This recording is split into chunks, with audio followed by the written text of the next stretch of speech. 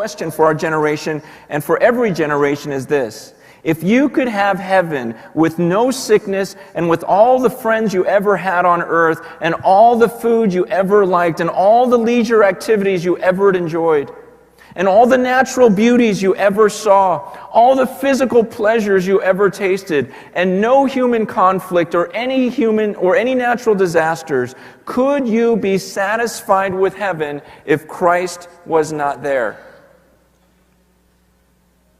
He says, let's be honest here, really, you could go to heaven today. Let's say today, you could go to heaven with all of your friends, all of your family. You'll never be sick again. There's no death. Everything you've ever enjoyed, the most beautiful place on the earth. But Christ wasn't there. Would you be happy? And I thought, man, so much of my life, I'd have to say yes. I wasn't really in love with Jesus. I was in love with the stuff that He offered. I was in love with forgiveness. I was in love with escaping His wrath. I was in love with this thought of being with all of my friends and family in heaven, but was I truly in love with Jesus Himself? Earlier this year, I had the honor of burying my wife's grandmother, Grandma Clara. Grandma Clara was 94 years old. And for the last 10 years, I've wanted her to die. Not in a bad way, but that came out wrong. She's wanted to die. You know what I mean? She's just one of those saints where she's like, oh, Lord, just take me. Her body's whittling away, and she just couldn't wait to be with her. My wife grew up with Grandma, and she talked about how every morning, she would hear crying in the room next door. Every morning, she'd hear her grandmother sobbing as she would talk to God and tell Him how much she loved Him. She was just madly in love with Jesus. She would tell my wife, see this little corner of the bed? That's where I pray every morning. And all day long, when I pass that corner of the bed, I say to Jesus, I can't wait till tomorrow morning. I can't wait to be alone with you again. I can't wait to have that special time. And that was Grandma. Every time I called their house, hey, Grandma, what are you doing? She goes, oh, there's always something about God. She goes, I'm just cutting the flowers and thanking Jesus for making them so beautiful. Oh, that's great, Grandma. I call her again. Okay, Grandma, what are you doing? She goes, oh, God is so good. I'm like, okay, what did you do this time? She goes, I was baking a cake and I left out 2 ingredients, but He still made it taste good. Everything was Jesus. But the most amazing thing she did, in my eyes, was one day we're at this play. We're sitting at a play. It's me and my wife and all of her family, and we're sitting at this play, and I'm sitting next to Grandma.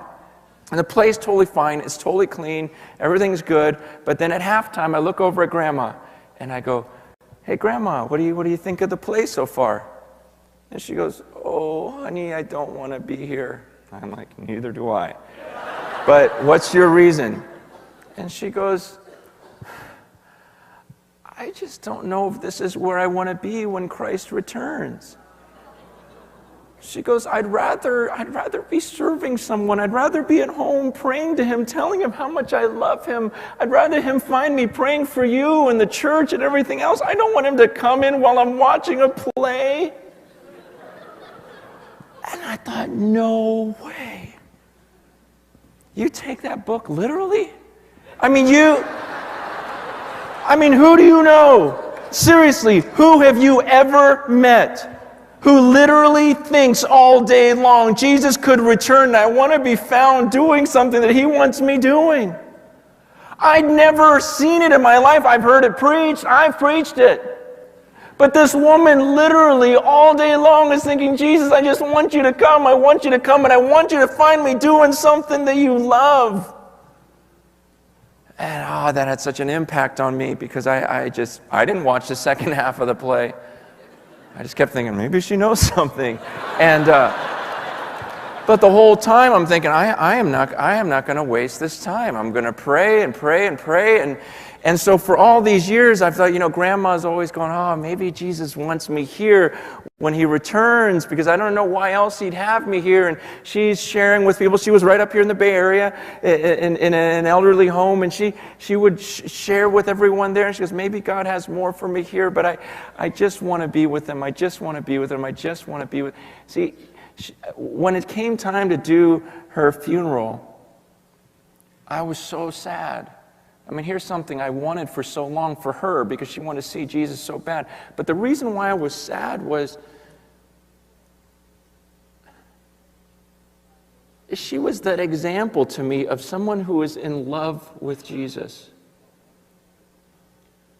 I've got a lot of examples in my life of great pastors, men of God who stay pure, men of God who are willing to preach the Word of God. I've got examples of that.